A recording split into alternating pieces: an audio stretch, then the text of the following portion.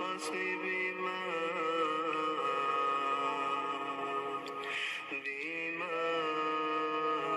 أوحينا إليك هذا القرآن وإن كنت من قبله لمن الغافلين إذ قال يوسف لأبيه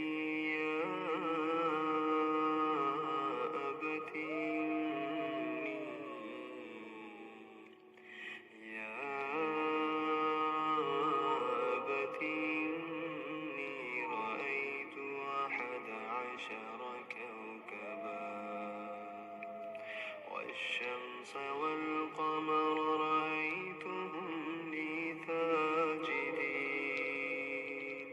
قال يا بني لا تقصص رؤياك على إخوتك فيكيدوا لك كيدا إن الشيطان للإنسان عدو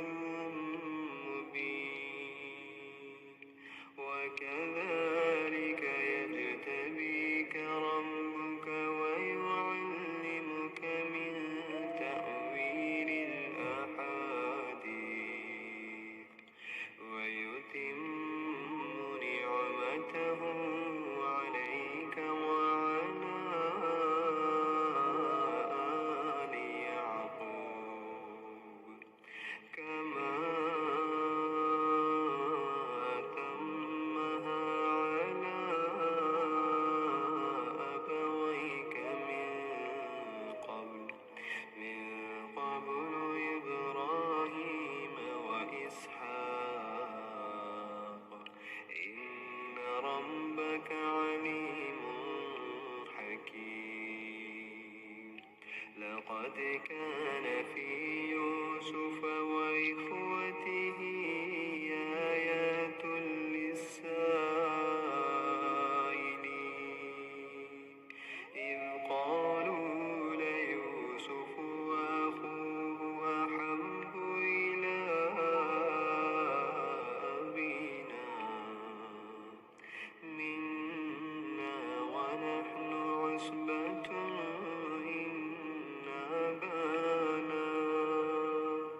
إن أبانا لفي ضلال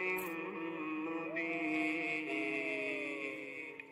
اقتلوا يوسف أو اطرحوه أرضا يخل لكم وجه أبيكم وتكونوا من بعده قوما صالحين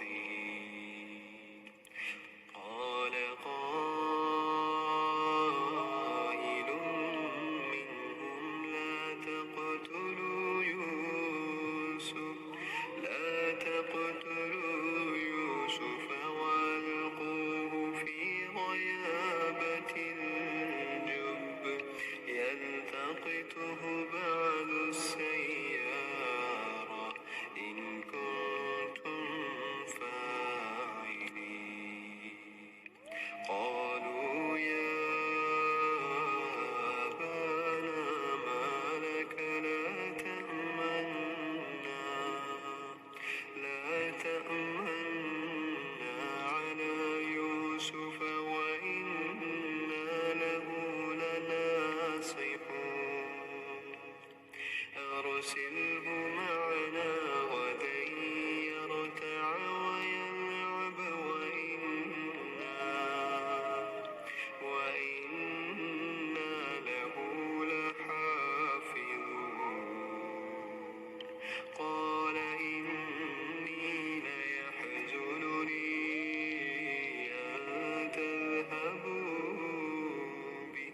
وأخاف أن يأكله الذئب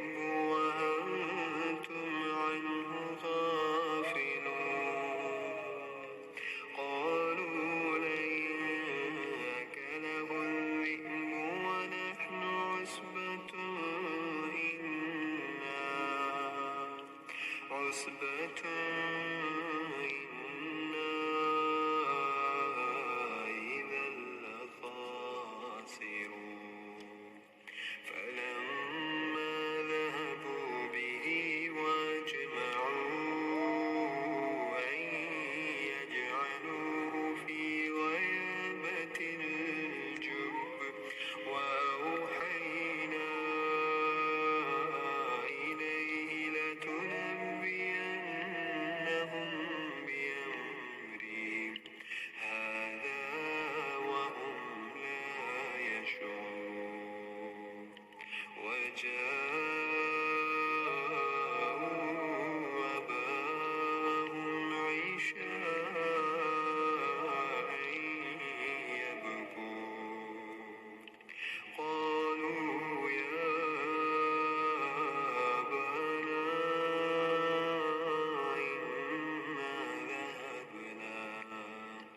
إنا ذهبنا نستبق وتركنا يوسف عند متاعنا فأكله الذئب وما أنت بمؤمن لنا ولو كنا صادقين وجاءوا على قميصه بدم كذب قال بل سولت لكم أنفسكم أمرا فصبر جميل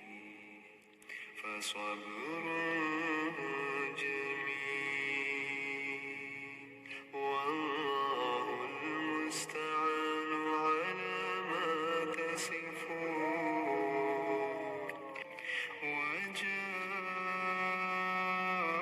وجاءوا أباهم عشاء يبكون قالوا يا أبانا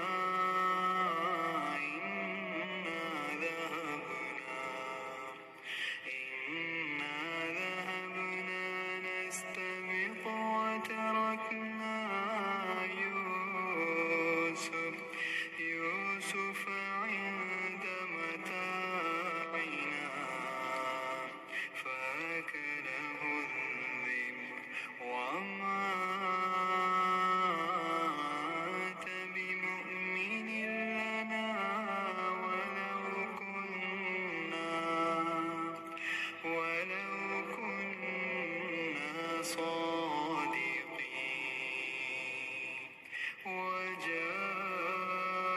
وجاءوا على قميصه بدم كذب قال بل سولت لكم أنفسكم أمرا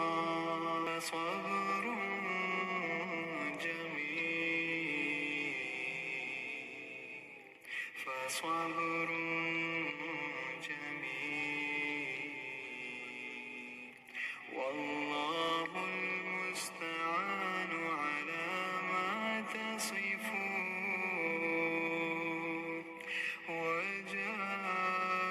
وجاءت سيارة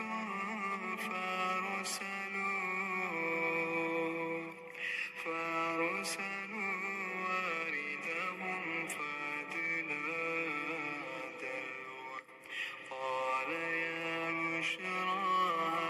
هذا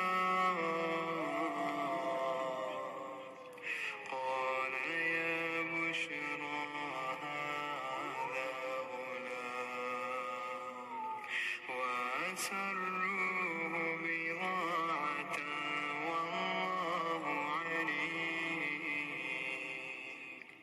والله عليم بما يعملون وشروه بثمن بخس ذراع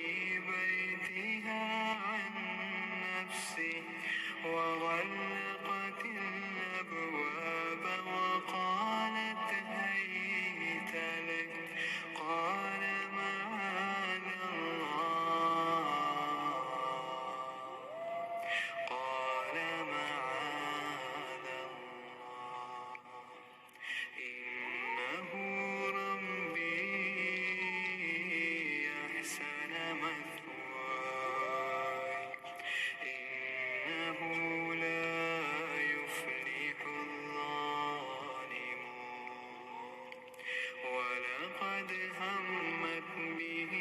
وهم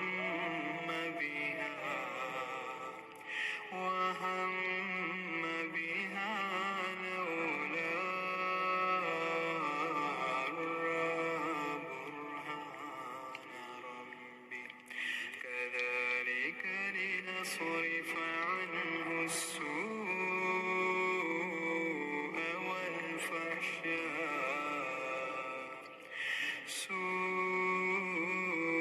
والفحشاء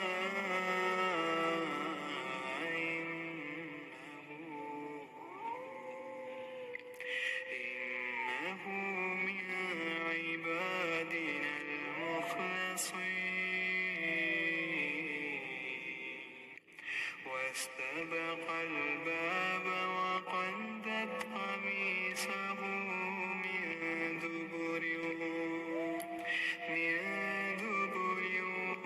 وألف يا سيدها لدى الباب قالت ما جزاء من أراد بأهلك سوءا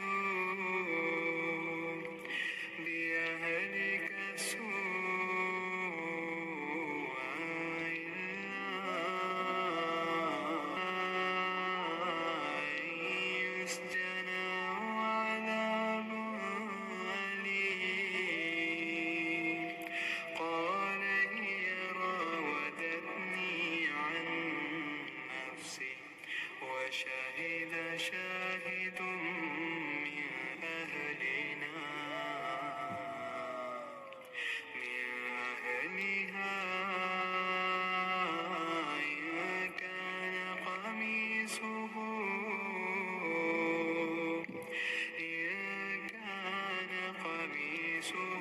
قد من قبل فصدقت وهو من الكاذبين وإن كان قميصه قد من دبر فكذبت وهو من الصادقين فلما رأى قميصه قد من دبر قال إنه من كيدكن إن كيدكن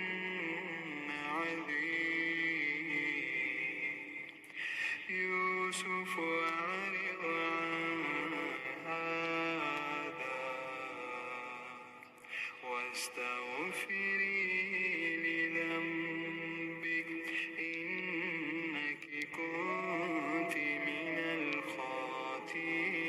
الخاطئين يوسف أعرض عن هذا واستغفري لذنبك إنك كنت من الخاطئين وقال نسوة في المدينة امرأة العزيز تراود فتاها عن نفسه قد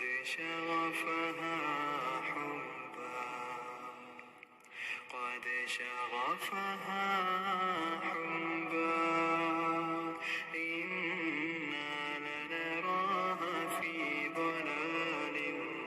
مبين فلما سمعت بمكرهن أرسلت إليهن وأعتدت لهن متكئا وآتت كل واحدة منهن سكينا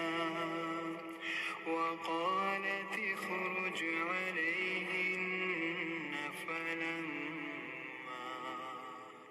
فلما رأينه أكبرنه وقطعن أيديهن وقلن حاش لله ما هذا بشرا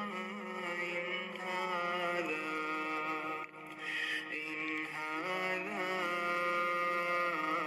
إلا ملك كريم. قالت فذلكن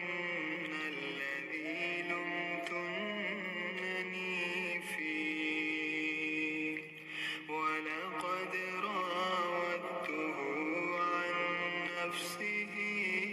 فاستعصم ولئن لم يفعل ما آمره ليسجنن وليكونن من الصاغرين. قال رب السجن أحب إلي مما يدعونني إليه وإلا تصرف عني كيدهن أصب إليهن وأكن من الجاهلين. فاستجاب له ربه فصرف عنه كيدهن إنه هو السميع العليم. ثم بدا لهم من بعد ما رأوا الآيات ليسجننه حتى حين. ودخل معه السجن فتيان قال أحدهما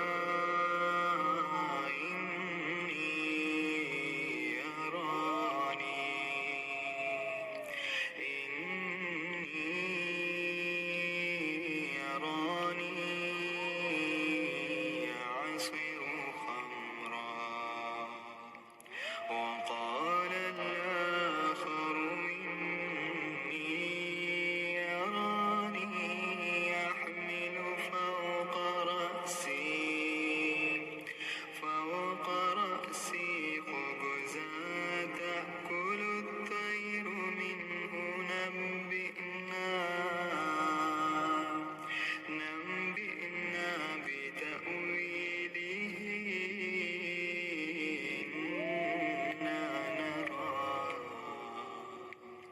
إنا نراك من المحسنين.